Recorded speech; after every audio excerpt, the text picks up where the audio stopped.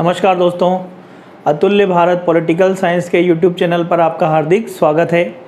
दोस्तों, हमारा टॉपिक चल रहा था मौलिक अधिकार और मौलिक अधिकार बताए गए थे भाग 3 में अनुच्छेद 12 से 35 तक। अभी तक हमने मौलिक अधिकार पढ़ना शुरू नहीं किया था दोस्तों। अभी हमने मौलिक अधिकारों का बेसिक इंट्रोडक्शन देखा, मौलिक अधिकारों की हमने विशेषताएं देखी, अनुच्छेद 12 देखा, अनुच्छेद 13 देखा, अनुच्छेद 13 से संबंधित विवाद देखे। इसके बाद दोस्तों आज हम मौलिक अधिकारों की बात करने जा रहे हैं। आज हम मौलिक अधिकार शुरू करते हैं दोस्तों। देखिए, भारत के मूल संविधान में 7 मौलिक अधिकार दिए गए थे। कितने मौलिक अधिकार दिए गए थे दोस्तों? 7 मौलिक अधिकार दिए गए थे दोस्तों। ये कब दिए गए थे? मूल संविधान में। यहाँ मूल संविधान का अर्थ है 26 जनवरी 1950 के दिन का जो संविधान था हमारा, उस संविधान में हमारे देश में लोगों को कितने मौलिक अधिकार दिए गए थे? 7 मौलिक अधिकार दिए गए थे, जो वर्तमान में 6 बचे हैं। वर्तमान में कितने बचे हैं दोस्तों? 6 बचे हैं। तो दोस्तों वर्तमान में मौलिक अधिकार कितने हैं? 6 हैं। और मूल संविधान में कितने मौलिक अधिकार दिए गए थे? 7 मौलिक अधिकार दिए गए थे। कौन कौन से मौलिक अधिकार हैं, इनकी हम बात कर रहे हैं दोस्तों।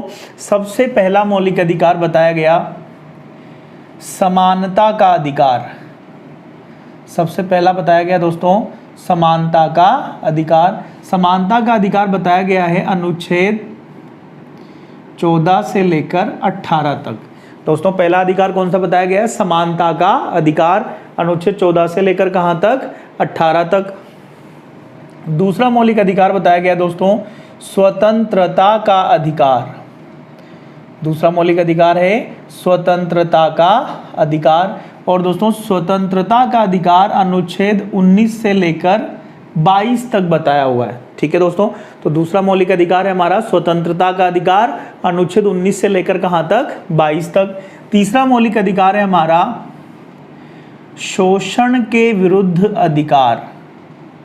शोषण के विरुद्ध अधिकार। दोस्तों शोषण के विरुद्ध अधिकार बताया गया है अनुच्छेद 23 और 24 के अंदर। तो तीसरा मौलिक अधिकार बताया गया शोषण के विरुद्ध अधिकार, अनुच्छेद 23 और 24 में। चौथा मौलिक अधिकार बताया गया दोस्तों धार्मिक स्वतंत्रता का अधिकार। धार्मिक स्वतंत्रता का अधिकार। और दोस्तों धार्मिक स्वतंत्रता का अधिकार बताया गया अनुच्छेद 25 से लेकर 28 तक। ठीक है। पांचवा मौलिक अधिकार है हमारा शिक्षा और संस्कृति का अधिकार। शिक्षा और संस्कृति का अधिकार, ये बताया गया दोस्तों अनुच्छेद 29 और 30 के अंदर। ठीक है। छठा मौलिक अधिकार हमारा था, अब ये नहीं है, ये है दोस्तों संपत्ति का अधिकार। संपत्ति का जो अधिकार है दोस्तों ये बताया गया था अनुच्छेद 31 में। और सातवां मौलिक अधिकार है दोस्तों संवैधानिक उपचारों का अधिकार। संवैधानिक उपचारों का अधिकार। और दोस्तों संवैधानिक उपचारों का अधिकार बताया गया है अनुच्छेद 32 के अंदर। कौन सा अनुच्छेद में है ये? अनुच्छेद 32 में। तो हमारे 7 मौलिक अधिकार मूल संविधान में बताए गए थे। मूल संविधान का मतलब है 26 जनवरी 1950 के दिन का संविधान। इसमें पहला बताया गया था समानता का अधिकार, अनुच्छेद 14 से लेकर 18 तक। दूसरा बताया गया स्वतंत्रता का अधिकार, अनुच्छेद 19 से लेकर 22 तक। तीसरा बताया गया दोस्तों शोषण के विरुद्ध अधिकार, अनुच्छेद 23 और 24। चौथा बताया गया धार्मिक स्वतंत्रता का अधिकार, अनुच्छेद 25 से लेकर 28 तक। पांचवा बताया गया शिक्षा और संस्कृति का अधिकार, अनुच्छेद 29 और 30 में। छठा बताया गया संपत्ति का अधिकार, अनुच्छेद 31 में। और सातवां बताया गया संवैधानिक उपचारों का अधिकार, अनुच्छेद 32 में। दोस्तों यहाँ पर एक महत्वपूर्ण घटना हुई, उसी के बारे में हम बात करने जा रहे हैं।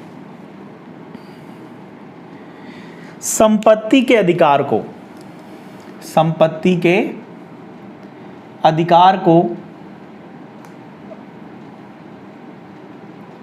44वें संविधान संशोधन, संपत्ति के अधिकार को 44वें संविधान संशोधन 1978 से अनुच्छेद 31 से हटाकर अनुच्छेद 300 क में, 31 से हटाया और 300 क में प्रतिस्थापित किया गया, प्रतिस्थापित किया गया। अतः संपत्ति का अधिकार अब कानूनी अधिकार है, लीगल राइट है। ठीक है दोस्तों, एक महत्वपूर्ण बात हुई, संपत्ति के अधिकार को 44वें संविधान संशोधन 1978 से अनुच्छेद 31 से हटाकर अनुच्छेद 300 क में जोड़ दिया गया।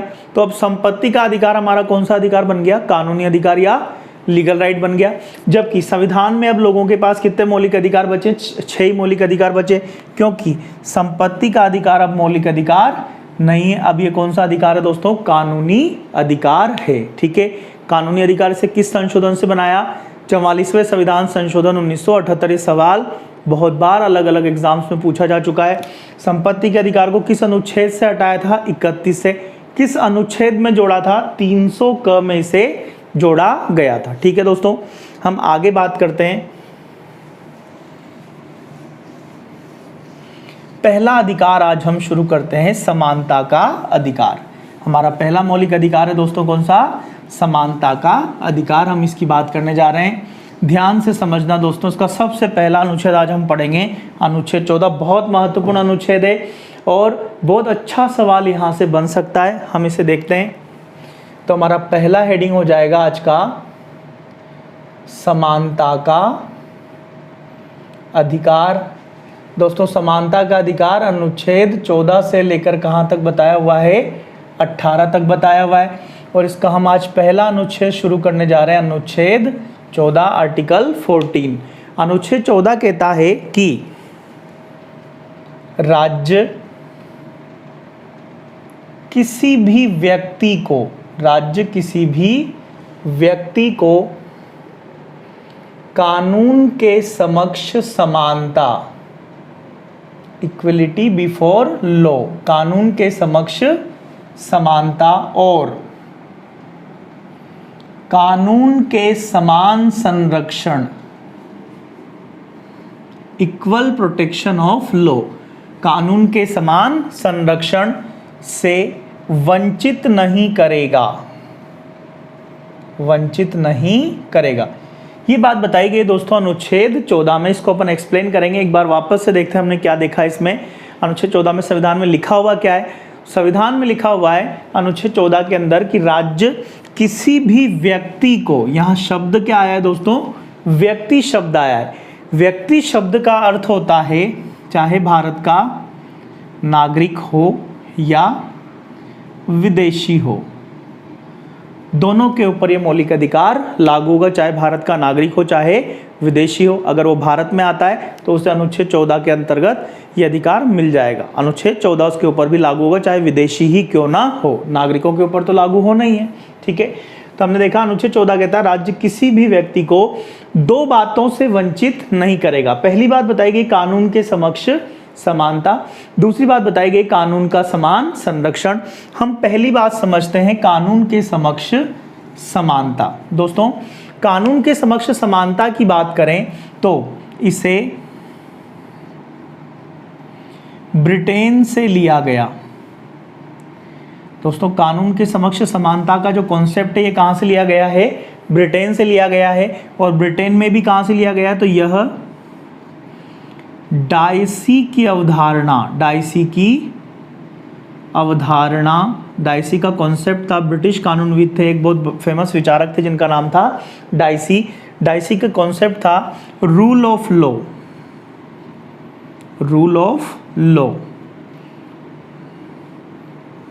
कानून का शासन जो है इसका एक अंग है क्या दोस्तों? कानून के समक्ष समानता। तो दोस्तों भारत में कानून के समक्ष समानता का जो कॉन्सेप्ट है वो कहाँ से लिया गया है? ब्रिटेन से लिया गया है। किसकी अवधारणा है दोस्तों ये? तो कानून का शासन जो है कानून के समक्ष समानता का जो कॉन्सेप्ट है डाइसी की अवधारणा का एक हिस्सा है। इस अवधारणा का नाम है रूल ऑफ लॉ, कानून का शासन, विधि का शासन इसे कहा जाता है। दोस्तों डाइसी ने विधि के शासन की अवधारणा के 3 तत्व बताए थे। कानून के शासन के डाइसी ने कितने तत्व बताए थे? 3 तत्व बताए थे। और डाइसी ने कहा था कि कानून के शासन का अर्थ क्या है? तो डाइसी ने कहा, पहली बात कही कि कानून के शासन का अर्थ है कानून या विधि सर्वोच्च है। डाइसी ने पहली बात कही थी कानून के शासन के अंतर्गत कि कानून या विधि जो है वो क्या है? सर्वोच्च है। दूसरी बात इन्होंने कही थी कानून के समक्ष सब समान है। कानून के समक्ष सब लोग क्या है दोस्तों? समान है। डाइसी ने तीसरी बात कही थी, तीसरा तत्व बताया था विधि के शासन का। इन्होंने कहा था कि संविधान साधारण विधि है। संविधान क्या है दोस्तों? साधारण विधि यानी कि साधारण कानून है। ये बात कही थी किसने दोस्तों? डाइसी ने कही थी। पर भारत में विधि के शासन का जो बात है कानून के समक्ष समानता, कानून के समक्ष सब समान है, इस बात को लिया गया। पर साथ ही साथ हमारे संविधान निर्माताओं ने डाइसी के इस कॉन्सेप्ट को ही क्या कर दिया? बदल दिया। कैसे बदल दिया दोस्तों? इसका तीसरा जो तत्व था उसको क्या कर दिया? बदल दिया। डाइसी की अवधारणा थी संविधान साधारण विधि या साधारण कानून है। इसको हमने भारत में किस रूप में स्वीकार किया? तो भारत में संविधान को सर्वोच्च विधि माना गया। संविधान को क्या माना गया दोस्तों? सर्वोच्च विधि, सर्वोच्च कानून मानकर हमने क्या किया? विधि के शासन को हमारे संविधान के अनुच्छेद 14 में क्या किया? शामिल किया। और इसी का एक तत्व जो है कानून के समक्ष सब समान है, कानून के समक्ष समानता, ये अनुच्छेद 14 का क्या बनाया दोस्तों? हिस्सा बनाया। एक बार फिर से बता रहा हूँ, उसको ध्यान से समझना। हमने देखा अनुच्छेद 14 कहता है कि राज्य किसी भी व्यक्ति को 2 बातों से वंचित नहीं करेगा। व्यक्ति का मतलब चाहे भारत का नागरिक हो चाहे विदेशी हो, दोनों के ऊपर ये लागू होगा। यहाँ कहा है 2 बातें कौन कौन सी जिनसे वंचित नहीं किया जाएगा? तो पहली बात है कानून के समक्ष समानता और दूसरी बात है कानून का समान संरक्षण। दोस्तों कानून के समक्ष समानता की बात करें तो इसे कहाँ से लिया गया? ब्रिटेन से लिया गया। और ब्रिटेन में कहाँ से लिया गया? तो डाइसी का कॉन्सेप्ट था एक। डाइसी ब्रिटेन के कानूनविद थे। उन्होंने एक सिद्धांत दिया था रूल ऑफ लॉ, कानून का शासन। इससे हमने क्या लिया दोस्तों? कानून के समक्ष समानता लिया। डाइसी ने कानून के शासन के या विधि के शासन के 3 तत्व बताए थे। इन्होंने पहली बात कही थी कि कानून या विधि क्या है? सर्वोच्च है। इन्होंने दूसरी बात कही थी कि कानून के समक्ष सब लोग क्या हैं? समान है। इन्होंने तीसरी बात कही थी कि संविधान साधारण विधि या साधारण कानून है। ऐसा किसने कहा था? डाइसी ने कहा था। पर भारतीय संविधान निर्माताओं ने रूल ऑफ लॉ को जब अनुच्छेद 14 में इंप्लीमेंट किया तब उन्होंने क्या किया? संविधान को सर्वोच्च कानून या सर्वोच्च विधि के रूप में स्वीकार करके इस बात को हमारे संविधान में क्या किया? स्वीकार किया। अब दोस्तों हम इस शब्द का अर्थ समझते हैं। ये तो हमने देखा कि इसे ब्रिटेन से लिया गया, डाइसी की अवधारणा है। इसके बाद हम समझने जा रहे हैं कि आखिर कानून के समक्ष समानता का अर्थ क्या होता है। इस चीज को हम समझते हैं दोस्तों। तो कानून के समक्ष समानता का अर्थ है दोस्तों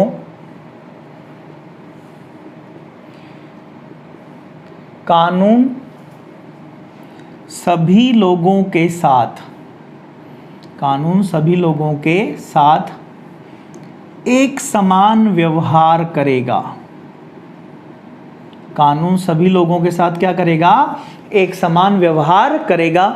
यह अर्थ बताया गया किसका? कानून के समक्ष समानता का। पर टेक्निकली अगर हम केवल इस चीज को लागू करते हैं, कानून के समक्ष सब लोगों के साथ एक समान व्यवहार रखते हैं, तो कुछ वर्ग ऐसा है जिसके साथ हम स्थापना तो समानता की कर रहे हैं पर न चाहते हुए भी क्या कर लेंगे? हम उनके साथ भेदभाव कर सकते हैं। इसका मैं आपको एक बहुत अच्छा एग्जाम्पल देता हूं दोस्तों, ध्यान से समझना। मान लो हमें एक रेस करवानी है। मान लो हमें क्या करवानी है? रेस करवानी है। रेस 100 मीटर की होनी है। ए पॉइंट से दौड़ना शुरू करना है और बी पॉइंट पे जो व्यक्ति सबसे पहले पहुंच जाएगा वो इस रेस को क्या कर जाएगा? जीत जाएगा। ठीक है दोस्तों। इस रेस का पहला पार्टिसिपेंट है कछुआ और दूसरा पार्टिसिपेंट है इसका खरगोश। दोस्तों अगर ये रेस जमीन पर हो रही है, ये रेस कहाँ हो रही है, जमीन पर हो रही है, तो क्या इस रेस का परिणाम हमें पहले से ही पता है? बिल्कुल पता है। इस रेस को अगर ये रेस अगर जमीन पर होती है तो इन दोनों में से इस रेस को कौन जीतेगा दोस्तों? खरगोश जीतेगा। कछुआ ये रेस क्या हो जाएगा? हार जाएगा। क्यों हार जाएगा? क्योंकि जमीन पर कछुए की परिस्थितियां जो है, इसकी जो क्षमताएं हैं वो खरगोश से क्या है? अलग है। टेक्निकली इन दोनों के साथ अगर रेस करवानी है तो समानता का व्यवहार नहीं हो सकता, और अगर हम ऐसा करते हैं तो हम कछुए के साथ क्या कर रहे हैं? भेदभाव कर रहे हैं। जिस रेस का परिणाम हमें पहले से ही पता है, क्या वो रेस तार्किक हो सकती है? नहीं हो सकती। ठीक है दोस्तों, तो अगर हम केवल कानून के समक्ष समानता को अपनाते हैं तो कुछ लोगों के साथ हम न चाहते हुए भी क्या कर सकते हैं? भेदभाव कर सकते हैं। ऐसा भेदभाव न हो, इसके लिए दूसरा कॉन्सेप्ट हमारे संविधान निर्माताओं ने कौन सा लिया है दोस्तों? कानून का समान संरक्षण, इक्वल प्रोटेक्शन ऑफ लॉ। ठीक है दोस्तों, ये इक्वल प्रोटेक्शन ऑफ लॉ का जो कॉन्सेप्ट है, इसे कहाँ से लिया गया दोस्तों? तो इसे यूएसए से लिया गया। कहाँ से लिया गया है? यूएसए से लिया गया। इसको मैं ढंग से समझाता हूँ आपको, ध्यान से देखना आप लोग। इक्वल प्रोटेक्शन ऑफ लॉ, कानून का समान संरक्षण जो है, ये कॉन्सेप्ट कहाँ से लिया गया दोस्तों? तो इस कॉन्सेप्ट को यूएसए से लिया गया है। कानून के समान संरक्षण का अर्थ क्या होता है? तो दोस्तों इसका अर्थ है कानून समान परिस्थिति वाले, कानून समान परिस्थिति वाले लोगों के साथ समान व्यवहार करेगा। कानून समान परिस्थिति वाले लोगों के साथ क्या करेगा दोस्तों? समान व्यवहार करेगा। कैसे? इस चीज को समझिए आप। अगर हम उसी रेस का यहाँ वापस एग्जाम्पल लेते, जो हमने अभी थोड़ी देर पहले बात करी थी, रेस थी, कितने रेस? 100 मीटर की रेस थी दोस्तों, और इस रेस का पहला पार्टिसिपेंट था कौन? कछुआ, और दूसरा पार्टिसिपेंट कौन था? खरगोश। तो दोस्तों जो कानून का समान संरक्षण ये कहता है कि टेक्निकली ये रेस संभव नहीं है, ये रेस हो ही नहीं सकती। कानून का समान संरक्षण क्या कहता है? कि कभी भी कछुए और खरगोश के बीच में कोई रेस नहीं हो सकती, क्योंकि दोनों की परिस्थितियां क्या है? अलग अलग है। जबकि कानून क्या करेगा? समान परिस्थिति वाले लोगों के साथ क्या करेगा? समान व्यवहार करे। तो कानून का समान संरक्षण ये कहता है कि क्या हो सकता है? तो दो कछुओं की आपस में रेस हो सकती है, या दो खरगोश की आपस में रेस हो सकती है, परंतु कभी भी कछुए और खरगोश की रेस नहीं हो सकती। इसी बात को कानून का समान संरक्षण कहा गया। इस चीज को समझने के लिए अपन एक व्यावहारिक एग्जाम्पल ले लेते हैं दोस्तों। आप देखिए, कानून के समान संरक्षण को समझने के लिए हम यहाँ पर एक हमारे संविधान निर्माताओं ने एक वर्गीकरण प्रस्तुत किया, और इस वर्गीकरण को संरक्षणात्मक भेदभाव नाम दिया गया। क्या कहा गया दोस्तों? इसको संरक्षणात्मक भेदभाव। यानी कि दोस्तों अनुच्छेद 14 में कौन सी बात ऐसी है जो संरक्षणात्मक भेदभाव की बात करती? तो वो क्या है दोस्तों? कानून का समान संरक्षण जो है, ये बताता है संरक्षणात्मक भेदभाव के बारे में। संरक्षणात्मक भेदभाव का एक वर्गीकरण यहाँ प्रस्तुत किया गया है दोस्तों। इस वर्गीकरण में किस किस आधार पर राज्य लोगों के साथ भेदभाव कर सकता है, इसके बारे में जानकारी दी गई है। इसको हम थोड़ा ध्यान से समझेंगे। वर्गीकरण में कहा गया कि राज्य वयस्क और अवयस्क के आधार पर भेदभाव कर सकता है। राज्य क्या कर सकता है दोस्तों? वयस्क और अवयस्क के आधार पर भेदभाव कानून के सामने कर सकता है। इसे क्या माना जाएगा? कानून का समान संरक्षण माना जाएगा। फॉर एग्जाम्पल, एक बहुत अच्छा एग्जाम्पल मैं आपको यहाँ बताता हूँ। मैक्सिमम लोगों को इसके बारे में पता है, बहुत चर्चा का विषय रहा है। आप याद कीजिए एक डेट, 16 दिसंबर 2012, Delhi rape and murder case. दोस्तों ये केस दामिनी के नाम से फेमस हुआ था। यहाँ जो बच्ची थी, उस बच्ची का 6 लोगों ने मिलकर गैंगरेप किया, और उसके बाद उस बच्ची को क्या कर दिया? एक तरह से अटेम्प्ट टू मर्डर का काम करके उसको ना अधमरा करके सड़क पर फेंक कर वो लोग भाग लिए। ठीक है दोस्तों, कुछ समय तक उस बच्ची का इलाज चला, फिर वो बच्ची क्या हो जाती है, मर जाती है। तो दोस्तों आप यहाँ से ध्यान से देखना, वयस्क और अवयस्क के आधार पर भेदभाव यहाँ कैसे हुआ। 6 अक्यूज थे जिसमें से एक क्या था, नाबालिग था। ठीक है दोस्तों, जो बाकी के 5 अक्यूज थे उनको तो मृत्युदंड की सजा कोर्ट ने सुनाई, जबकि एक जो अवयस्क था उसको केवल 3 साल की सजा हुई थी जुवेनाइल जस्टिस एक्ट के तहत, और उसे सामान्य जेल में नहीं भेजा गया था, उसे बाल सुधार गृह भेजा गया था। क्यों दोस्तों, अपराध एक समान किया था पर परिस्थितियां क्या हो गई, अलग अलग हो गई। ठीक दोस्तों, परिस्थितियां अलग अलग हो गई तो कानून ने व्यवहार भी क्या कर दिया, बदल दिया।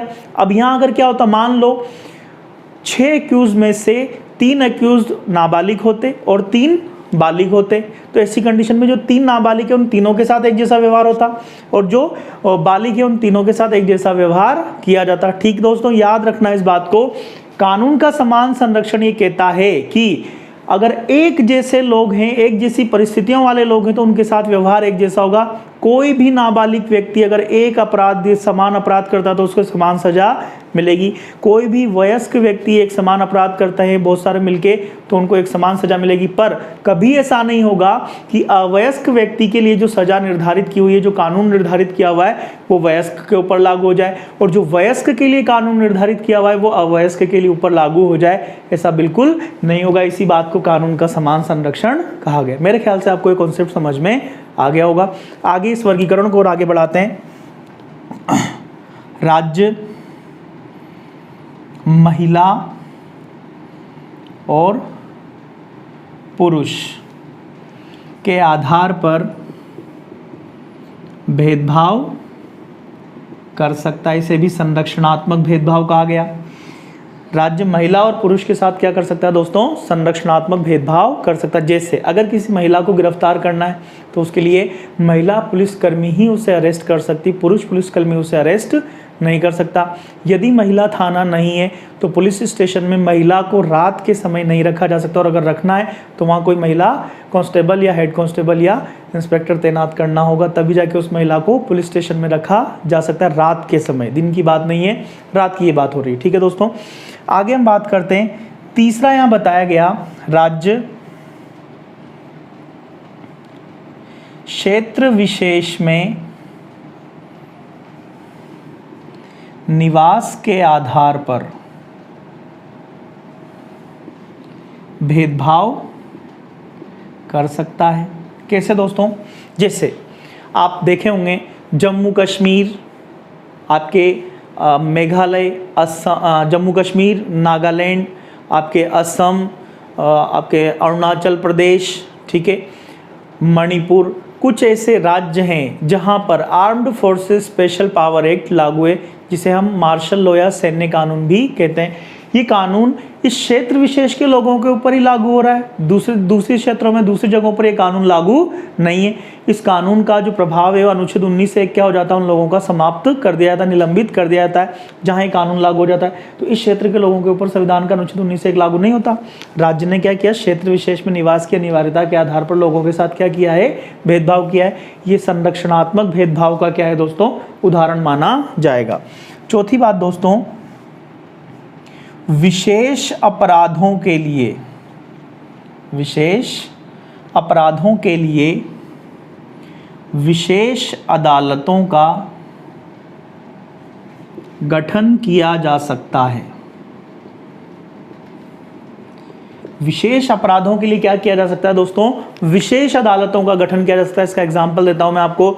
इंदिरा गांधी की हत्या हुई दोस्तों, और इंदिरा गांधी की हत्या जैसे हुई पूरे भारत में हिंदू सिख दंगे फैल गए। लगना चाहिए कि तत्काल न्याय हुआ है। सरकार ने क्या किया, इंदिरा गांधी की हत्या के लिए इस स्पेशल जो फास्ट ट्रैक कोर्ट थी उसका गठन कर दिया, ताकि अपराधियों को तत्काल क्या हो सके, सजा मिल सके। ठीक है, अगली बात दोस्तों, पांचवी और आखिरी बात है इसमें, राज्य अपने पक्ष में भेदभाव कर सकता है।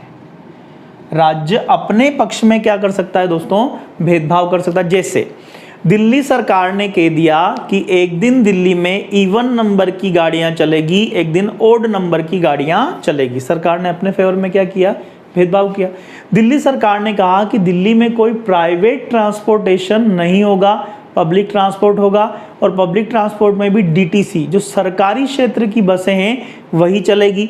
और अगर प्राइवेट सेक्टर में यहाँ बसें चलानी है पब्लिक ट्रांसपोर्ट के लिए तो आप क्या करेंगे, क्लस्टर बसेस चलाएंगे, सिंगल बस नहीं चला सकते, बहुत सारी बसें एक साथ आपको चलानी पड़ेगी, तभी जाके आप दिल्ली में क्या कर सकते हैं, प्राइवेट ट्रांसपोर्ट का काम कर सकते हैं, जो बहुत सारे लोगों को एक साथ लाने ले जाने का काम करता हो। ठीक है दोस्तों, एक एग्जाम्पल और लेते हैं इसका।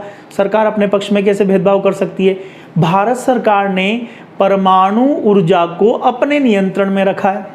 भारत में कोई भी निजी क्षेत्र का जो व्यक्ति है वो परमाणु ऊर्जा से बिजली उत्पादन का कार्य नहीं कर सकता। केवल किसके हाथ में ये काम, भारत सरकार के हाथ में। सरकार ने अपने पक्ष में क्या कर दिया, भेदभाव कर दिया। ठीक है दोस्तों, तो इस रूप में इसे क्या कहा गया है, संरक्षणात्मक भेदभाव कहा गया है, जो किसका हिस्सा है, कानून के समान संरक्षण का हिस्सा है। बिना कानून के समान संरक्षण के कानून के समक्ष समानता संभव नहीं होगी। ठीक है दोस्तों, तो मैं अनुच्छेद 14 आपको एक बार फिर से बता रहा हूं, ध्यान से समझना।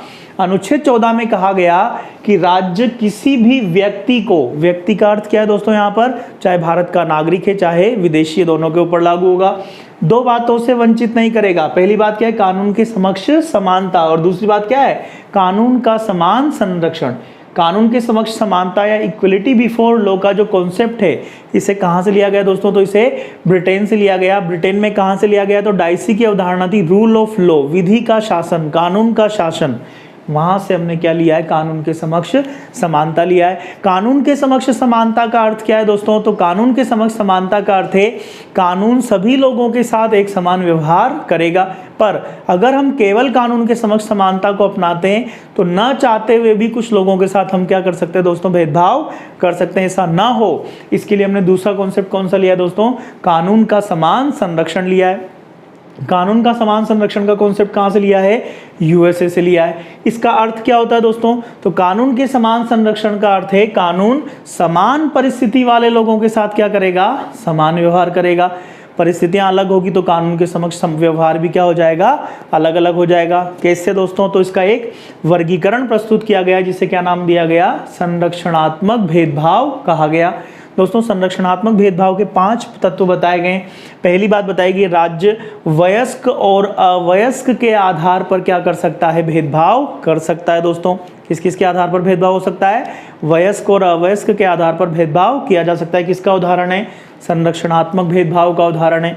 दूसरी बात, राज्य महिला और पुरुष के आधार पर क्या कर सकता है दोस्तों, भेदभाव कर सकता है, ये भी किसका उदाहरण है, संरक्षणात्मक भेदभाव का उदाहरण है।